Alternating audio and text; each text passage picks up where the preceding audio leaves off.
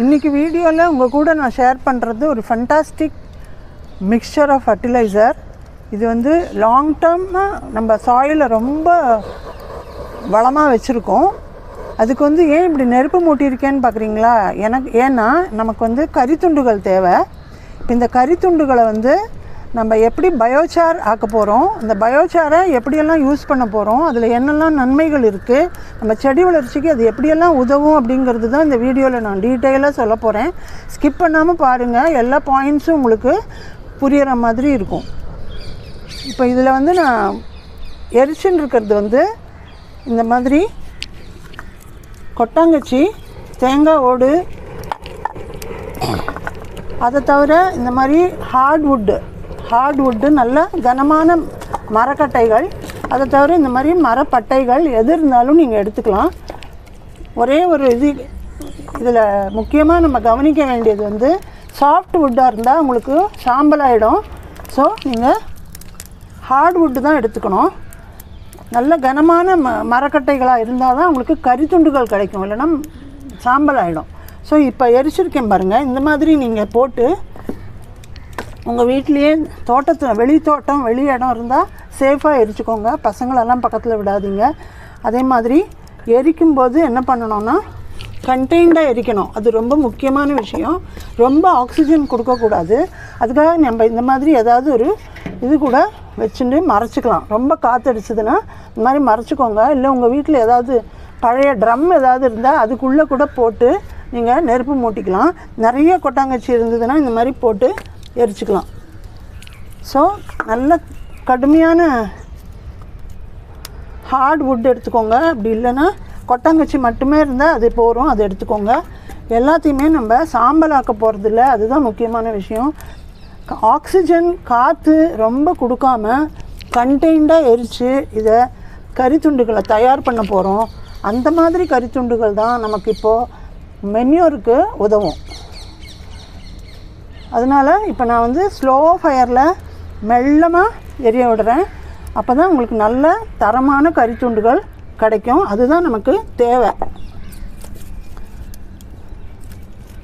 So இதை ஜாக்கிரதையாக எரிச்சுக்கோங்க. பக்கத்துலேயே கொஞ்சம் தண்ணி வச்சுக்கோங்க.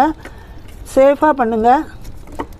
அப்புறம் இந்த கரித்துண்டுகளை கலெக்ட் பண்ணி நான் எப்படி அதை உரமாக்கலாம் அப்படின்னு சொல்கிறேன். நேரடியாக கரித்துண்டுகளை நம்ம போட போகிறதில்ல, அது உரமாக்கி தான் போட போகிறோம். ஸோ இந்த ப்ராசஸ் அது எப்படி நமக்கு செடிகளுக்கு பயன்படுறதுங்கிறதெல்லாம் நான் டீட்டெயிலாக சொல்ல போகிறேன் போக போக. பாருங்கள். இப்போ பாருங்கள், மெல்லமாக தான் எரியறது. இந்த மாதிரி தான் நீங்கள் எரிய வைக்கணும். அப்போ தான் உங்களுக்கு பாருங்கள் இந்த கரித்துண்டு கிடைக்கும். இது பாருங்கள், இது இப்போ ஃபுல்லாக எரிஞ்சு சாம்பல் ஆகிறதுக்குள்ளே நம்ம இதை லேசாக தண்ணியை ஊற்றி அணைச்சிட்டு கரித்துண்டுகளாக எடுத்துக்கலாம்.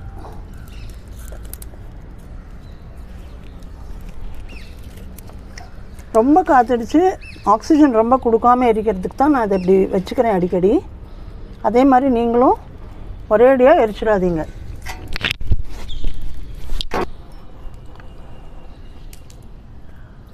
இங்கே பாருங்கள், இந்த மாதிரி நான் ஏற்கனவே எரித்து வச்சுருக்கேன்.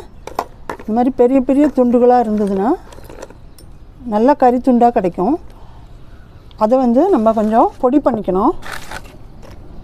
இதில் போட்டு இடிச்சுக்கலாம். இந்த மாதிரி இடிச்சுக்கோங்க.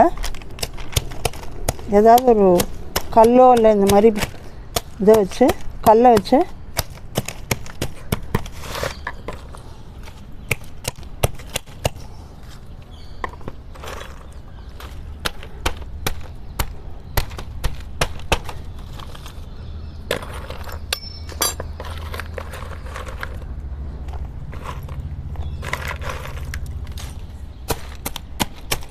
ரொம்ப தூளாக்கணும்னு இல்லை, ஓரளவுக்கு பொடி பண்ணினா போதும்.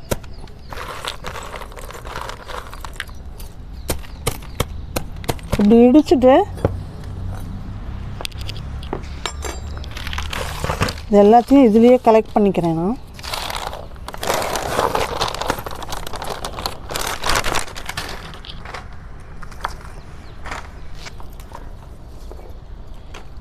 இப்போ இந்த கரித்துண்டுகள் வந்து நீங்கள் மைக்ரோஸ்கோப்பில் பார்த்தீங்கன்னா ஒவ்வொரு துண்டுலேயும் நிறைய ஓட்டைகள், துளைகள் இருக்கும். அதனால தான் இதை நம்ம யூஸ் பண்ணுறோம்.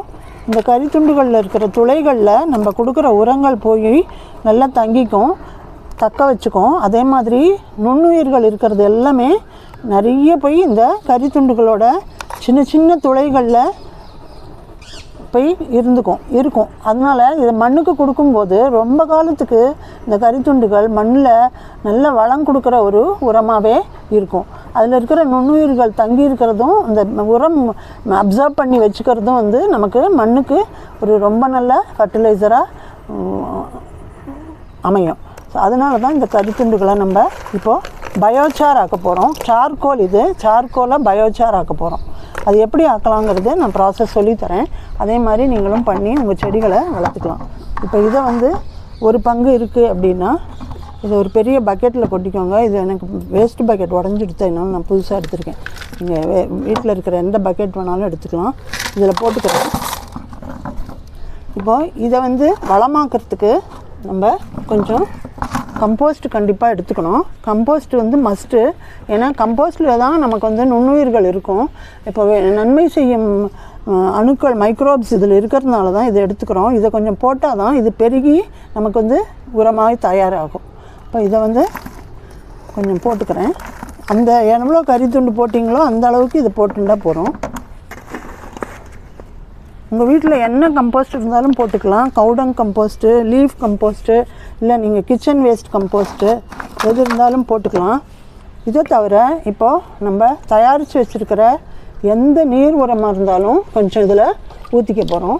இப்போ நான் வந்து லீஃப் கம்போஸ்ட்டு, பச்சிலை உரம் தயாரித்து வச்சுருக்கிறது இது. நீங்கள் இப்போ தயாரித்து வச்சுருக்கிற உரமெல்லாம் இப்போ இதுக்கு வந்து ஃபென்டாஸ்டிக்காக யூஸ் ஆகும். ஸோ இதில் நீங்கள் கொஞ்சம் கொட்டிக்கலாம்.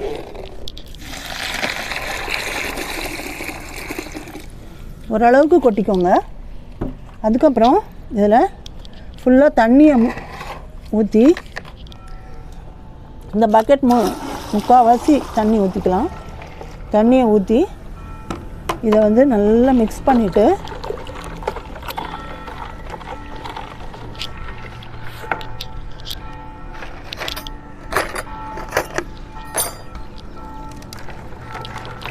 ஒரு மூடி போட்டு மூடி வச்சுருங்க. இந்த மூடி வந்து கொஞ்சம் லூஸாகவே இருக்கட்டும். ஏன்னா இந்த மைக்ரோப்ஸ் இதில் இருக்கிற நுண்ணுயிர்களுக்கு ஆக்சிஜன் சப்ளை தேவை, வாயு காற்று தேவைங்கிறதுனால ரொம்ப டைட்டாக மூடக்கூடாது. லேசாக அப்படி மூடி வச்சுருங்க, வேறு பூச்சிகள்லாம் போகாமல் இருக்கும். ஸோ இதை வந்து ஒரு வாரம் நீங்கள் வச்சிடணும்.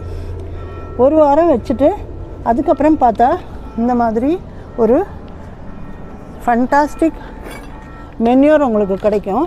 இது நான் ஒரு வாரம் கழிச்சு இப்போ இதை எடுத்திருக்கேன். இதில் அதே மாதிரி மிக்சர் தான் இது.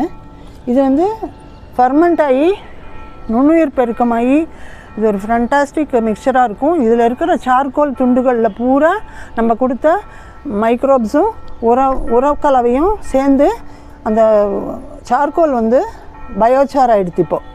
இப்படி தான் நம்ம பயோசார் ப்ரிப்பேர் பண்ணுறோம். இதை வந்து நீங்கள் எப்படியெல்லாம் யூஸ் பண்ணலாம் அப்படிங்கிறது 2 மெத்தட் சொல்கிறேன்.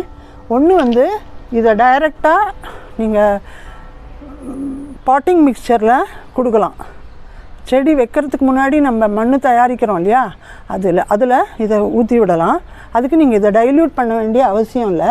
ஒரே ஒரு கண்டிஷன் வந்து நீங்கள் அந்த பாட்டிங் மிக்சர் வந்து நனைவோடு இருக்கணும், தண்ணியோடு இருக்கணும், மாய்ஸ்டாக இருக்கணும். லேசாக தண்ணியை தெளிச்சுட்டு அதுக்கப்புறம் இதை ஊற்றி விடுங்க. இன்னொன்று வந்து இதில் நீங்கள் அந்த பழச்செடி, அப்புறம் காய்கறி செடியெல்லாம் ரொம்ப காலம் காய்க்கிற செடி அந்த மாதிரி இருக்கிறதெல்லாம் நம்ம வந்து பெரிய பேரல், பெரிய தொட்டிகளில் வைப்போம். இந்த ஃப்ரிட்ஜ் பாக்ஸ்லலாம் வைக்கிறோம் இல்லையா கொடிக்காய்கள், அந்த மாதிரி பெட்டு மாதிரி நீங்கள் ஃபார்ம் பண்ணும்போது நிறைய மண் இருக்கும். அதில் நிறைய இடம் தேவை அந்த மாதிரி கொடிக்காய்களுக்கும் பழச்செடிகளுக்கெல்லாம். ஸோ அதை வந்து நம்ம அடிக்கடி மண் மாற்ற முடியாது, ரொம்ப கஷ்டம் பெரிய பெரிய பேரலில் வைக்கிற செடிகளெல்லாம். அப்படி இருக்கும்போது இந்த உரத்தை கொடுத்தீங்கன்னா நீங்கள் மண் மாற்றவே தேவையில்லை. இதில் இருக்கிற சார்கோல் வந்து அந்த நீங்கள் கொடுக்குற உரங்களையும் மைக்ரோப்ஸ் ஃபார்ம் ஆகிறது எல்லாமே தக்க வச்சு, ஏன்னா அந்த போரஸாக இருக்குது அந்த சார்கோல், அதுதான் அதோடைய குவாலிட்டி. அந்த குவாலிட்டிக்காக தான் சார்கோல் யூஸ் பண்ணுறோம். அது மட்டும் இல்லை, அது அழியாமல் அந்த மண்ணில் இருந்துகிட்டே இருக்கும். ரொம்ப காலத்துக்கு உங்களுடைய உரத்தை தக்க வச்சுக்கும். மண் வந்து வளமாக்கிண்டே இருக்கும். அதுக்காக தான் இதை வந்து நம்ம யூஸ் பண்ணுறோம்.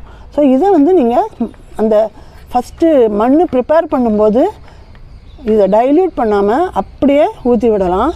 இன்னொரு மெத்தட் நான் உங்களுக்கு சொல்கிறேன். ரெண்டாவது மெத்தடில் நீங்கள் இதை உரமாகவும் கொடுக்கலாம். எல்லா செடிகளுக்கும், ஏற்கனவே வச்சு வளர்ந்த செடிகளுக்கு உரமாக கொடுக்கலாம். எப்படின்னு கேட்டிங்கன்னா, இதை வந்து 1:10 ரேஷியோவில் நீங்கள் கலந்துக்கணும். இப்போ இதில் வந்து 10 மடங்கு தண்ணி வச்சுருக்கேன். இதில் வந்து 1 மடங்கு நான் வந்து இந்த மிக்சரை ஊற்றிக்க போகிறேன். நல்லா கலந்துட்டு ஊற்றிக்கோங்க, அடியில் தான் நிறைய படிஞ்சிருக்கும். இந்த மாதிரி கலந்துட்டு ஊற்றி விடுங்க. இப்போ இதை வந்து நம்ம எல்லா செடிகளுக்கும் கொடுக்கலாம். நல்ல உரமாயிடும். இந்த இதில் இருக்கிற சார்கோல் நான் ஏற்கனவே சொன்ன மாதிரி மண்ணை வந்து வளமாக்கும். எல்லா செடிகளுக்கும் கொடுக்கலாம். ஏற்கனவே நட்டு வளர்ந்த செடிகள் எல்லாத்துக்குமே கொடுக்கலாம். மண்ணை வளமாக்கி நுண்ணுயிர் பெருக்கத்துக்கு உதவும். நீங்கள் அடிக்கடி பாட்டிங் மிக்ஸ் மாற்றவே தேவையில்லை. பூச்செடி, காய்ச்செடி, பழச்செடிகள் எல்லா செடிகளுக்கும் கொடுக்கலாம்.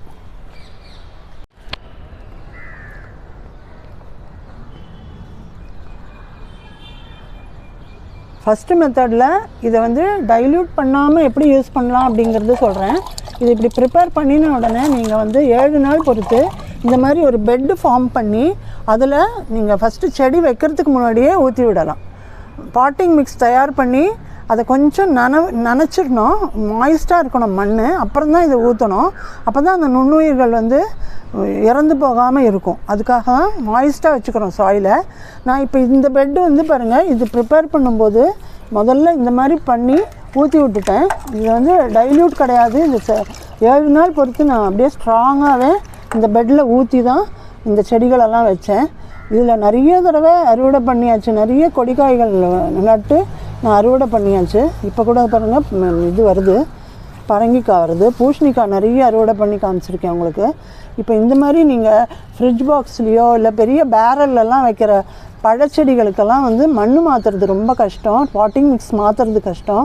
ஸோ அது மாற்றாமல் நீங்கள் மண்ணை லாங் டேர்முக்கு, ரொம்ப காலத்துக்கு அப்படியே ஃபர்டைலாக வச்சுக்கிறதுக்கு இந்த சார்கோல் பயோசார் வந்து உதவுறது. இதில் இருக்கிற நுண்ணுயிர் பெருக்கமும் அந்த மென்யூரும் இந்த சார்கோலில் இருக்கிற போர்ஸில் போய் தங்கி நம்ம மண்ணை எப்போவுமே வளமாக வச்சுக்கோம். ஸோ நீங்கள் மண் மாற்றுற வேலையே இருக்காது. செடிகளை மாற்றி மாற்றி நீங்கள் நட்டுண்டே வரலாம். இந்த மாதிரி பெட்டாக இருந்தால், இல்லை உங்கள் ஃப்ரூட் ட்ரீஸ் எல்லாம் நீங்கள் அப்படியே வச்சுக்கலாம். ஸோ இந்த ஒரு ஃபண்டாஸ்டிக் பயோசார் ஃபர்டிலைசரை நீங்களும் உங்கள் செடிகளுக்கு கொடுத்து நல்ல அறுவடை பார்க்கலாம். நிறைய பூக்கள் பூக்கும், நிறைய காய்கள் காய்க்கும். 10 நாள்லேயே உங்களுக்கு நல்ல வித்தியாசம் தெரியும். ஸோ இந்த வீடியோ யூஸ்ஃபுல்லாக இருக்கும்னு நினைக்கிறேன். எல்லோரும் இதை யூஸ் பண்ணி எப்படி இருக்குதுன்னு கமெண்ட்ஸில் சொல்லுங்கள். என்னோடய சேனலுக்கு சப்ஸ்கிரைப் பண்ணுங்கள், ஷேர் பண்ணுங்கள், லைக் போடுங்க, பெல் பட்டன் அழுத்திக்கோங்க. உங்களுக்கு நோட்டிஃபிகேஷன் வரும். அடுத்த வீடியோவில் இன்னொரு நல்ல இன்ஃபர்மேஷனோடு உங்களை சந்திக்கிறேன். தேங்க்யூ.